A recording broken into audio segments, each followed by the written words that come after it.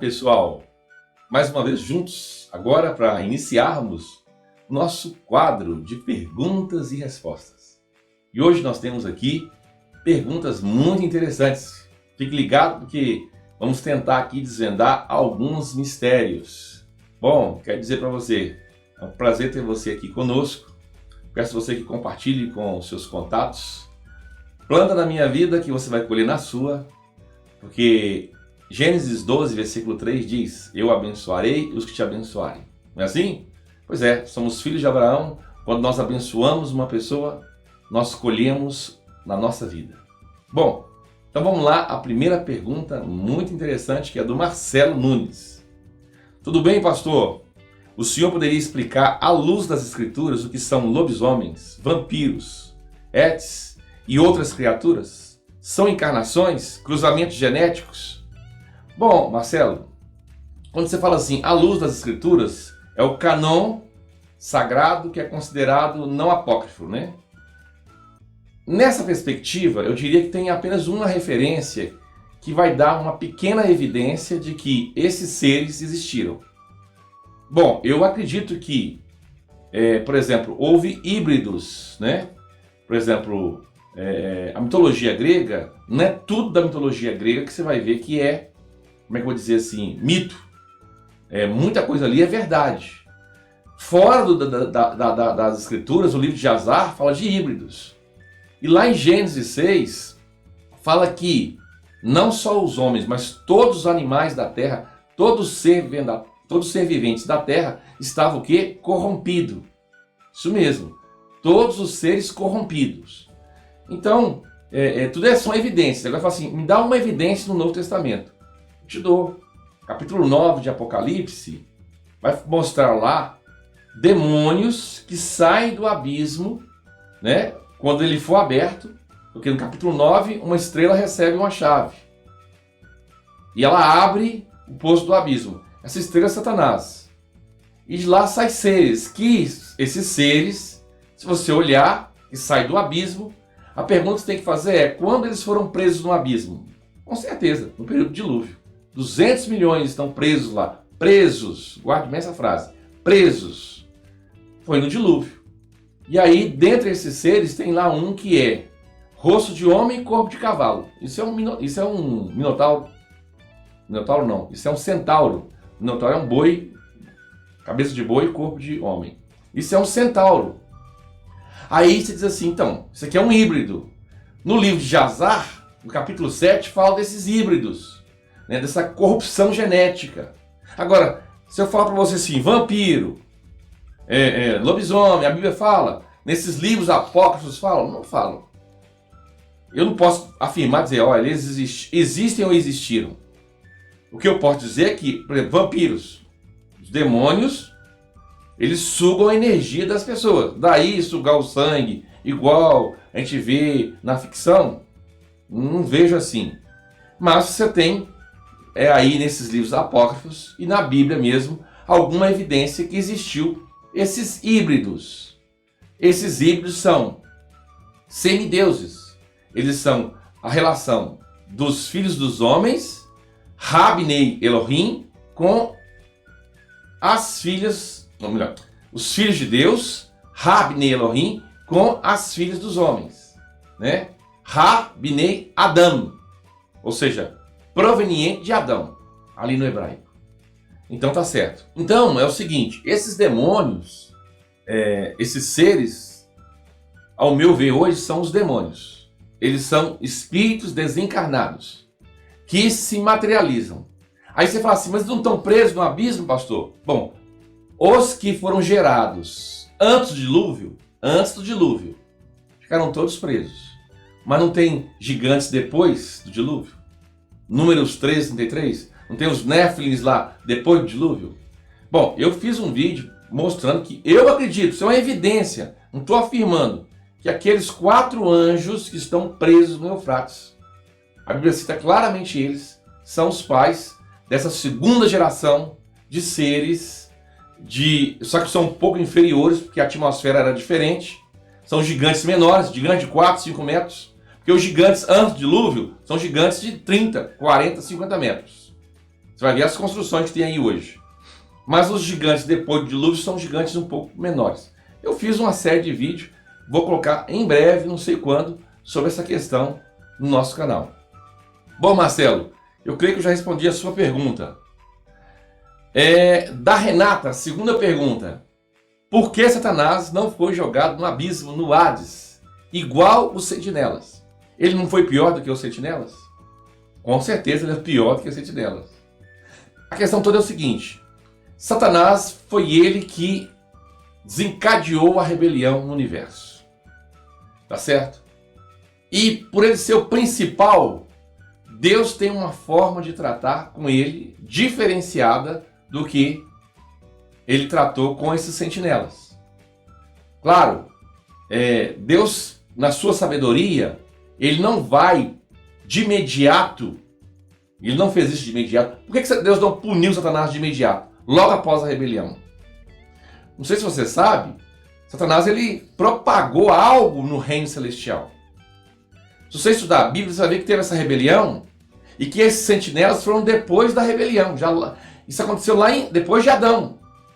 A queda desses anjos que abandonaram o seu estado original, de acordo com o livro de Judas. Então é muito provável que esses anjos ficaram meio balanceados na época da rebelião com os argumentos e com aquilo que Satanás estava oferecendo. Porque Satanás ele multiplicou o seu comércio. Multiplicar o seu comércio é aumentar a sua influência. E comércio fala de venda. Ou seja, ele estava propondo dar algo para os anjos por um preço. O preço era rebelar-se contra o Criador. E isso deve ter mexido no mundo angelical, com certeza. Então, se o Senhor sufoca a rebelião de imediato, ficaria aquela dúvida: Satanás, aquilo que ele estava falando era verdadeiro ou não? Foi sufocado. Então Deus tem uma forma muito especial de tratar com Satanás, porque ele é o cabeça de toda a rebelião no universo. Então é por isso que ele não foi punido ainda. Tem outros motivos, que eu não vou citar aqui agora, Renata. A pergunta do Francisco Emerson Borges: para que serve espadas afiadas? Escudos, se anjos são espirituais e não morrem. É porque há um problema que as pessoas pensam que morrer é ser aniquilado. E nunca na Bíblia, na palavra etimológica para tonatos, que é morrer no grego, existe essa palavra aniquilar. É deixar de existir. Não. Continua existindo de uma outra forma.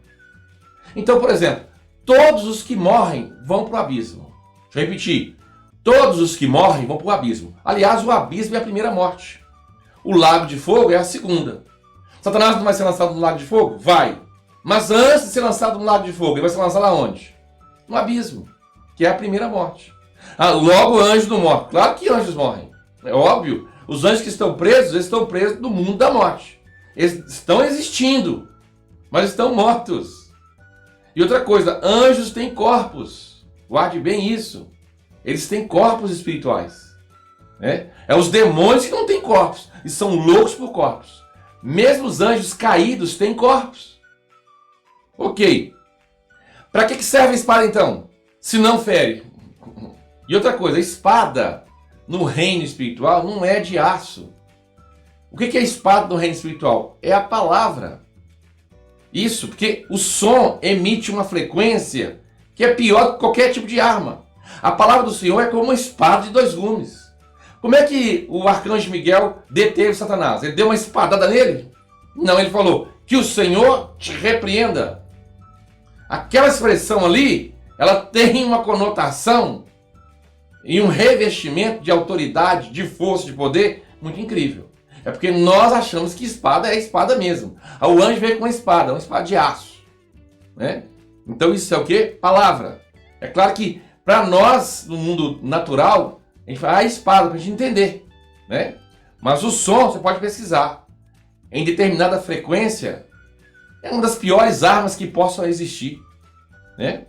Se não fere, porque foi feita a espada para anjos antes de Lúcifer se rebelar, se não existia o mal. Ele fez uma afirmação aqui: se não existia o mal. Desde que Deus criou, o mal existe. Eu fiz um vídeo.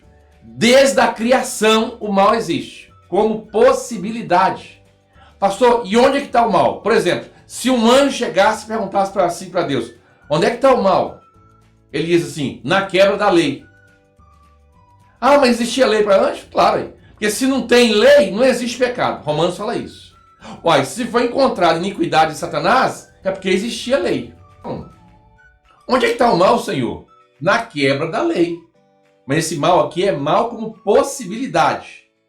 Quando Satanás quebrou a lei, o mal saiu do campo da possibilidade e se materializou num ato.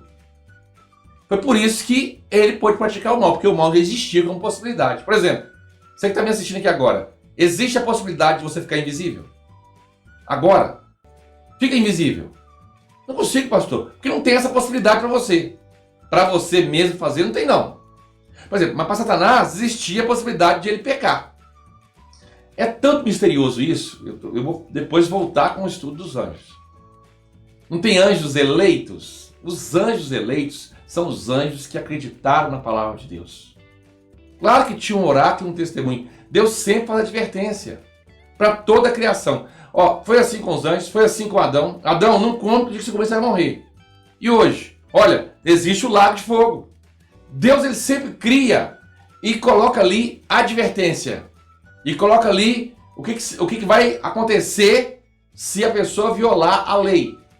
Então o mal, com certeza, se o mal não existia, é porque tem 3 aspectos de mal. 3 aspectos de mal. Mal moral, tá vendo? Tem o mal como possibilidade e tem o mal substantivo, o mal, personificado em Satanás. Tá certo? Mas o mal como possibilidade, ele é antes de Satanás. Aí você vai entender lá, Isaías que fala assim, eu faço a paz, eu crio as trevas, eu faço o mal. Esse mal que Deus faz ali, no contexto vai pensar que são nações que estão se levantando contra o povo de Israel. Mas o mal que Deus faz ali no aspecto absoluto é a possibilidade. Agora, por que Deus criou o mal? Olha como é que é profundo. Porque ele teve que criar o mal. Porque antes de fazer a criação, ele não pode criar o mal. Por quê, pastor? Porque não existe essa possibilidade para Deus. Tá vendo? Ele não pode negar-se a si mesmo. Então, quando Deus existia, a Trindade existia, o mal não existia nem como possibilidade. Por quê, pastor? Porque Deus não pode negar-se a si mesmo. Percebe? Aí quando ele vai criar, ele tem que colocar essa possibilidade, mal como possibilidade. Por que ele faz isso, Senhor? Ô pastor? Porque ele quer o amor. Se você quer o amor, você tem que dar a possibilidade de escolha. Porque se você tirar o mal como possibilidade e só existir o bem, o que vai acontecer? Você tem escravos do bem. É uma bênção? É, mas só que não tem o amor. Porque o amor é eu escolher voluntariamente, espontaneamente amar. Isso é muito tremendo. Então aqui o Francisco fez uma afirmação. Se o mal não existia, não existia o mal substancializado, Francisco. O mal em ação, como se traz lá e cometeu o mal. Sim, mas como possibilidade, desde que Deus criou, ele existe. Criou o quê? A criação. A espada para os anjos foi feita depois da queda de Lúcifer? Não. Os anjos, eles sempre teve eles falavam. Eles tinham esse poder nas palavras. Ou você acha que a rebelião foi assim? Começou a rebelião, vamos fazer espada, todo mundo com espada? Será que é isso? Não, sempre teve. Ou o mal sempre existiu antes de Lúcifer se rebelar. Ou o mal sempre existiu como possibilidade. Bom, deixa eu passar para frente. Renata, aqui ela fez assim, então o que acontece quando se é lançado no lago de fogo? Primeiro ela faz uma pergunta, a Renata fala, o que acontece? Se é aniquilado ou deixa de existir? Então ela está querendo saber 2 coisas. É aniquilado?